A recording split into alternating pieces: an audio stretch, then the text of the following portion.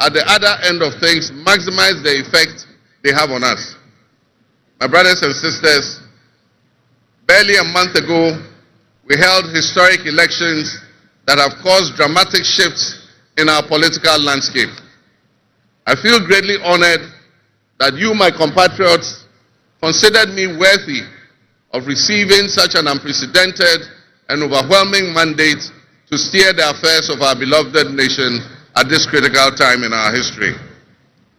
The magnitude of this victory in the presidential elections and the gains that were made by my party, the National Democratic Congress, in the parliamentary elections naturally and justifiably resulted in great joy and celebration across our country, Ghana.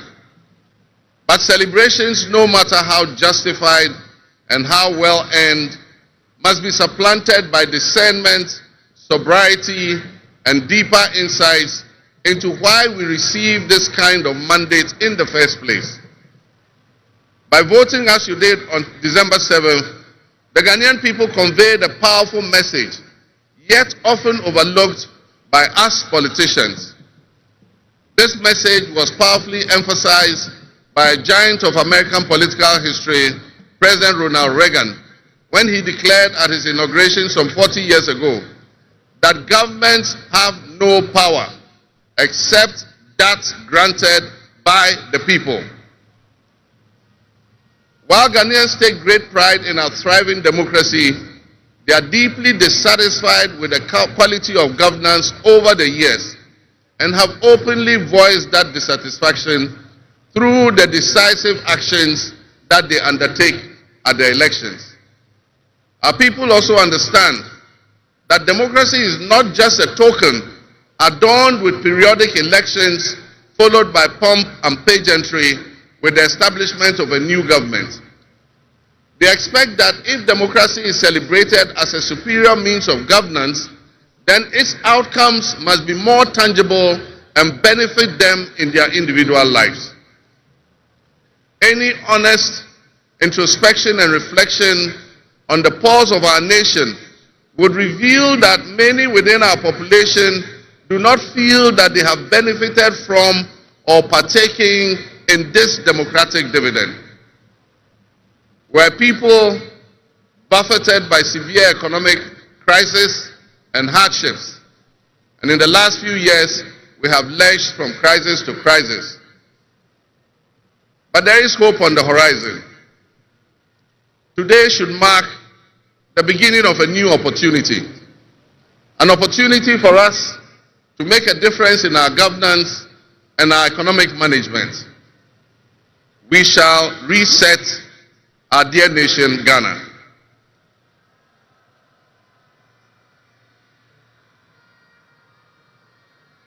To the millions of my fellow countrymen and women who joined long queues and waited in the sun for their turn to vote for me, you have my sincerest thanks for honoring me. My firm, immutable assurance is that your vote will matter in the work that I'll do to make a difference in the destiny of this dear nation of ours. Your courage to bring change will not go in vain. Our nation was born with much promise. That promise would seem hazy and in doubt now because of all that has happened in the past. But I urge you, my fellow countrymen, not to be sucked into a state of perpetual pessimism. For some time, our country has urgently needed leadership with an unwavering desire to get things done. I, with all humility, assent that I intend to be that leader with your cooperation and your help. As your next leader, I shall strive to exercise sound judgment and be able to make the right calls at the right time. I will have the humility and presence of mind to take responsibility for any challenges and be willing to act firmly and timeously to resolve the challenges that we face as a nation. Since the elections, I have read and heard the word hope used many times in relation to my presidency and what it should offer the citizens of Ghana. I intend to speak plainly and clearly to you today, and every time I address you subsequently, I intend to always tell you the truth. The circumstances we find ourselves in are indeed dire, but even so, I'll be decisive and swift in my actions. We'll focus our initial efforts on 4 critical areas. The first is economic restoration and stabilization of the macroeconomic environment. The second is the improvement of the business and investment environment to ensure that Ghana is once again open for business. The third is governance and constitutional reforms. And the final, but not the least, is accountability and the fight against corruption.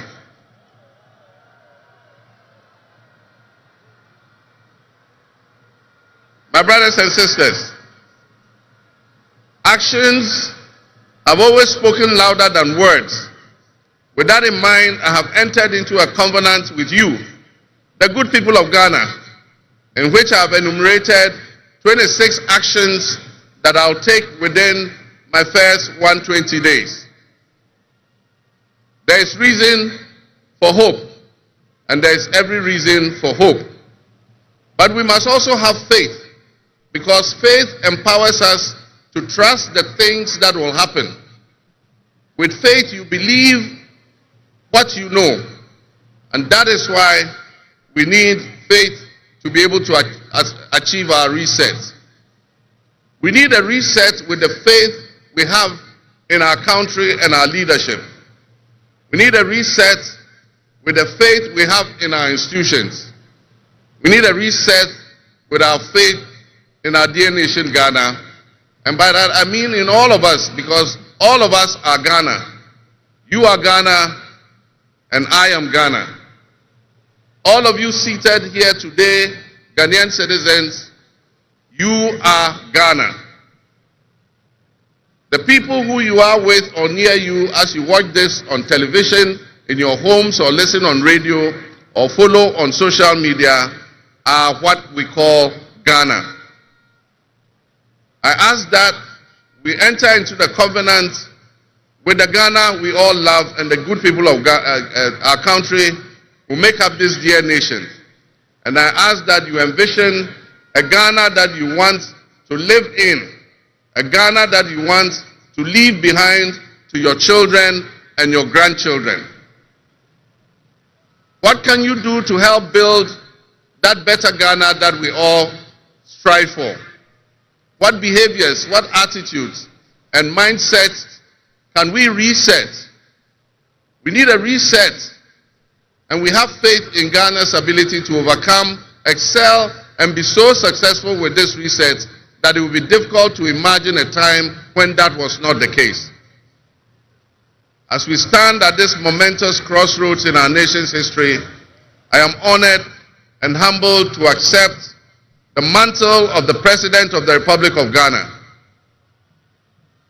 Today we celebrate a new administration and herald an unprecedented era of opportunity and transformation. With Nana Jane Opoku-Agyeman by my side, we are poised to embark on a journey of progress and inclusivity, united in our vision for a more prosperous Ghana.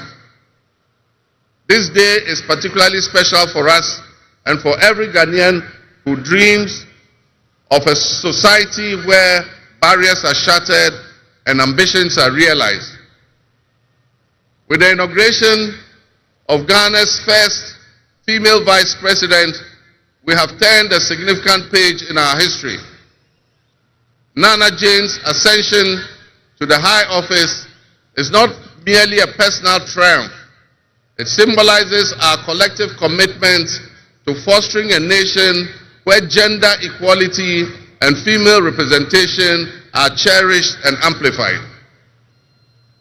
This is a powerful testament to the power of diverse voices to shape the future, voices that have the courage to soar beyond our traditional confines.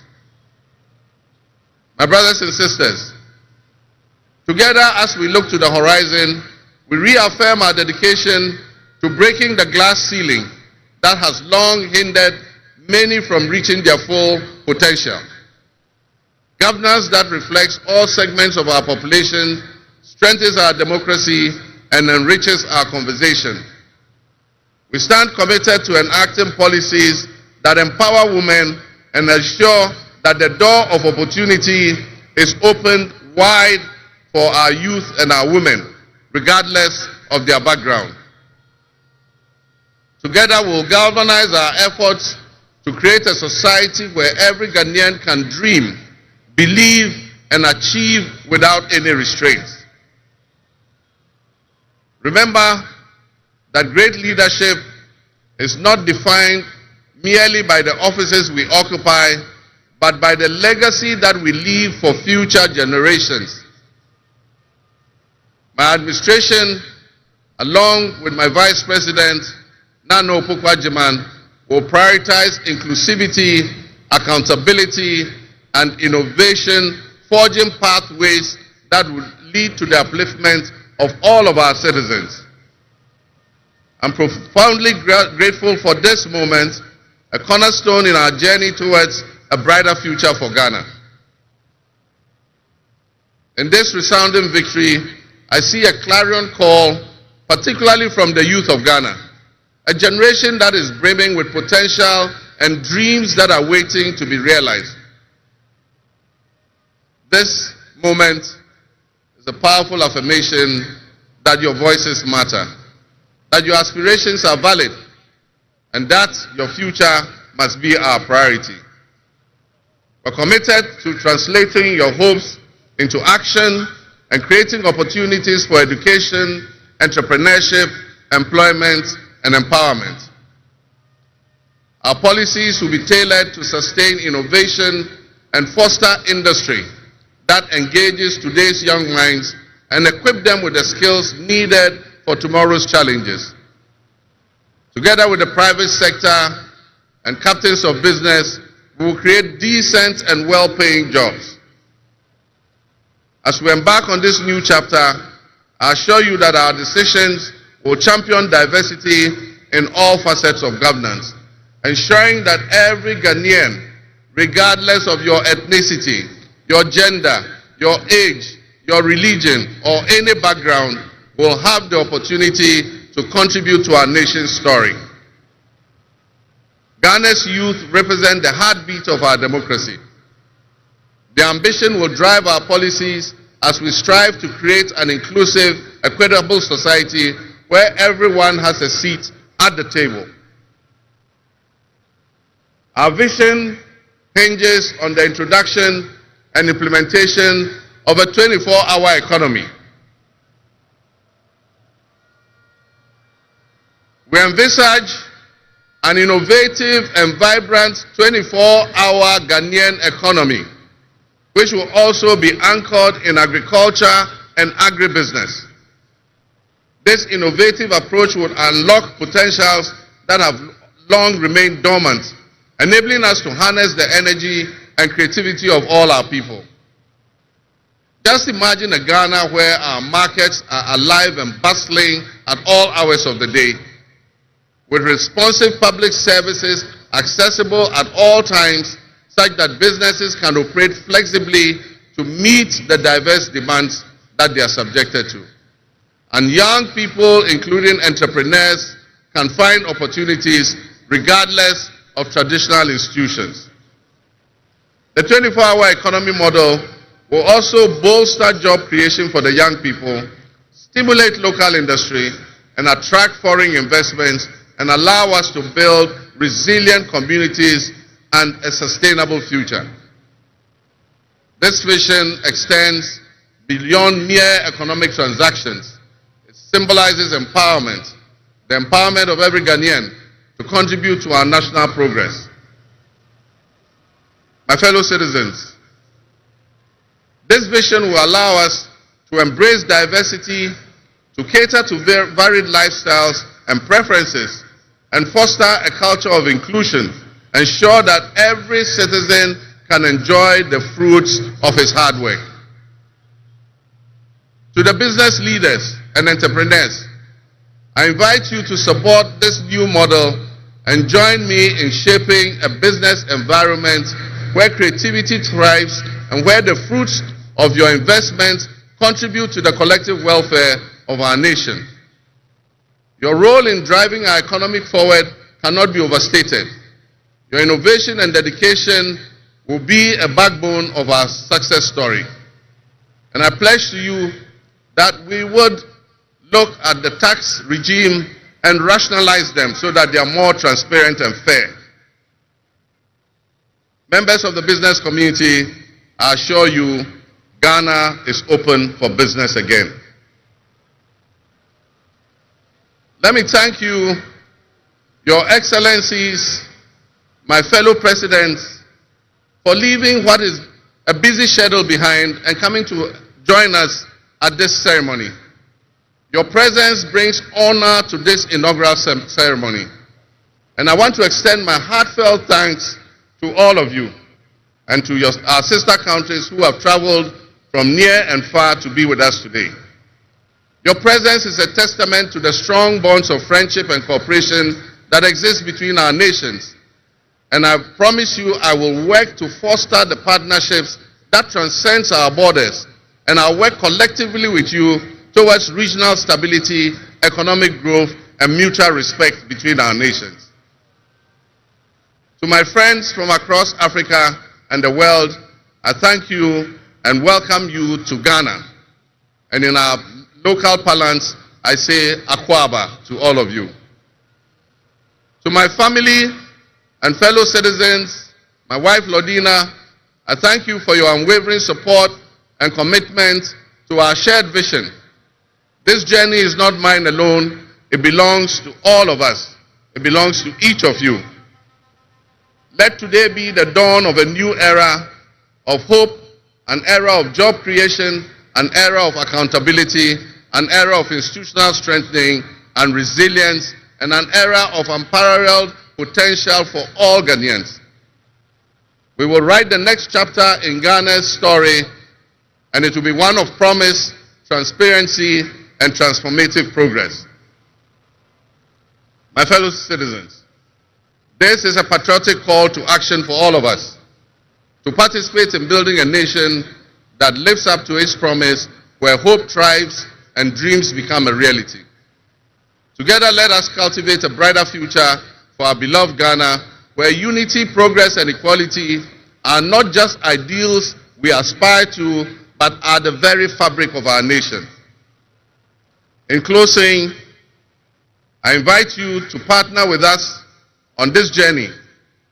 Together, we can create a brighter future for our beloved Ghana, where unity, progress, and equality are not simply goals we are aiming for, but are the cornerstone of our society. Let's work hand in hand to foster these values and strengthen our nation for everyone. My fellow citizens, our invited guests, I thank you very much. May God bless our homeland Ghana and make our nation great and strong. I thank you.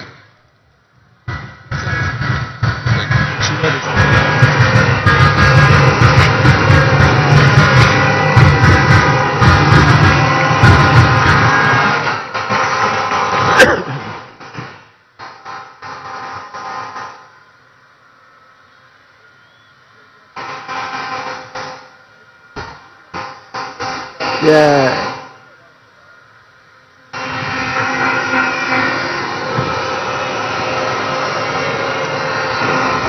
Honorable members, on your behalf, I convey the gratitude of the House to His Excellency, the President of the Republic of Ghana, for his address.